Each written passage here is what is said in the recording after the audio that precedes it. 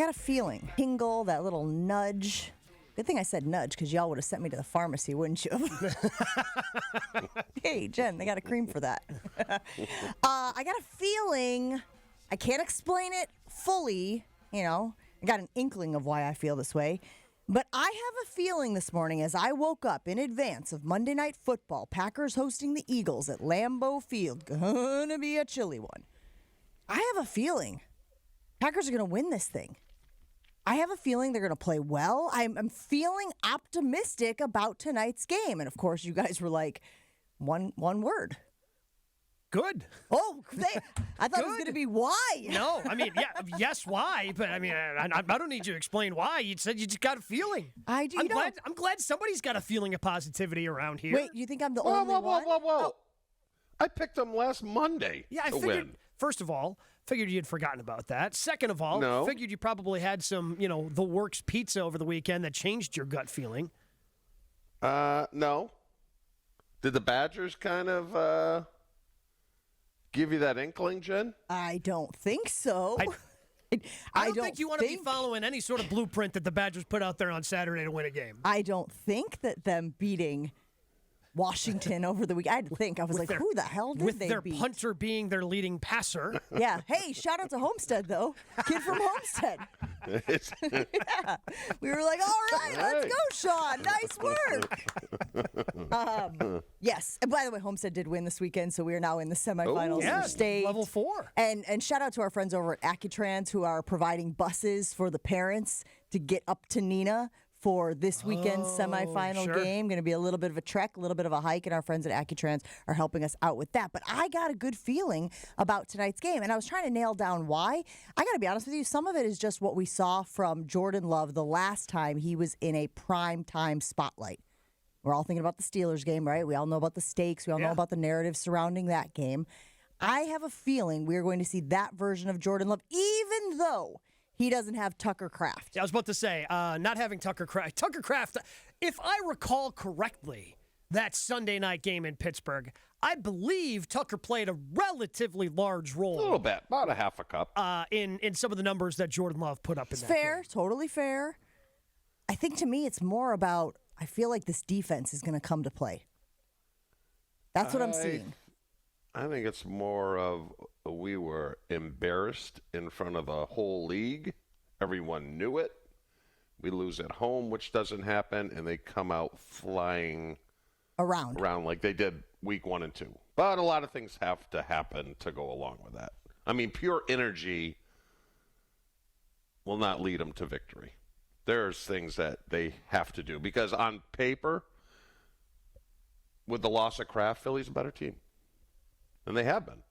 Well, but here's the thing, Chew. So I jumped on before this show this morning. I was on with my guys, Andrew Selchunas and John Kincaid in Philly. They don't feel good about the Eagles right now. They kind of feel the same way where I joined the show and they're like, well, I don't feel great about Philly because they needed a miracle in order to beat the Rams. They needed 2 block kicks in that game in order to beat the Rams. They've been up and down. Saquon Barkley has not been good this year, finally got back on track, had the 150 yards against his former team of the Giants. But that run game isn't nearly as formidable as it was a year ago. This defense hasn't been as good as it was a year ago, which is why they were the most active team at the trade deadline, trying desperately to find pass rush, including earlier this year convincing Brandon Graham to come out of retirement. Then they also trade for Jalen Phillips. Like, this defense isn't as good, and they've kind of been riding the roller coaster a little bit as well in terms of kind of some up and down performances from their offense. Yeah, that's kind of how they roll, though. You know? Is it? They like to be in conflict or whatever. Well, yeah, they like some locker room drama. So they keep A.J. Brown around, for a sprinkle of drama. But, I mean, the reason the Packers lost to Carolina was the offense. Well, no, I would say the rushing, too. I mean, they let that get out of hand. I mean, Carolina only throws for 100 yards. Sure. I mean, you should win all day long. You give up 16 points in any NFL game with a quarterback you're paying, you should Jordan win. Love, you win. Yeah. Right, so that's, to me, it's 100% on the offense. Yeah. 100% on the offense. Defense did their job. Yeah, you could have nitpicked and should the rush defense have been better? Yes, the rush defense should have been better. You gave up 16 points. So if they do win, where does that put you? You forget the Carolina game. They're No. still considered one of the better teams. Because I would right now would say the best teams, after watching quite a bit of football yesterday, are Rams, Seattle. And then Detroit is trailing. And they go head-to-head next week. Do you know what the NFC playoff standings are right now? No. Seattle Seahawks first I was place. about to say, whoever is leading the West, because they have the same record as one. Philadelphia Eagles 2, Yep, Green Bay Packers Packers 3, Tampa Bay 4, Rams 5, Lions 6, Bears 7. Then, of course, you got San Francisco, Carolina, blah, blah, blah, at the 8, 9, 10, blah, blah, blah spots. So if they lose this game, that drops them to 7. To 7. They'd be behind. They would be behind the Bears. It's a huge game. It's a huge game. Yeah. In the first couple drives, I think, is going to tell you what this game is going to be all about. But if they came out flat for this game, I would be shocked. Oh, boy. Yeah, I would be and disappointed. But to answer your earlier question, Shu, if they come out and win this game, I was willing to forget the Browns game. Mm-hmm. I can't forget Carolina. And I don't think they can forget Carolina either. Because it just shows that, again, their best is as good as anybody else's best in this league. Correct. But you don't get to play your best for 17 weeks. No. Right? So, but it's seemingly the gap between when they play their best and whatever their second best is large, right? Like they were really close today and probably had their B game. Like their B game feels like a C game for most teams. It's like either they're playing an A game or a C game. Yeah, I agree. And that's the inconsistency of this team makes me nervous about them for the postseason. And Jen, you just ran through the standings for the NFC.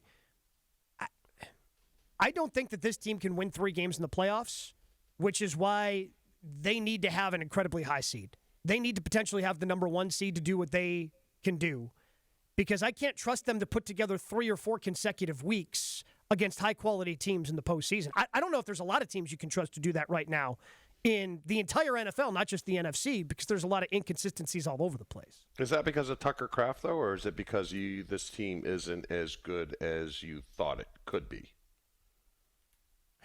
Tucker Kraft, when you say they can't win 3 games in a row, they just don't have enough firepower? No, they're going to eventually stub their own toe. Well, and they've been wildly inconsistent. Yeah, it's the inconsistency, because truly, this team is as good as I think they are.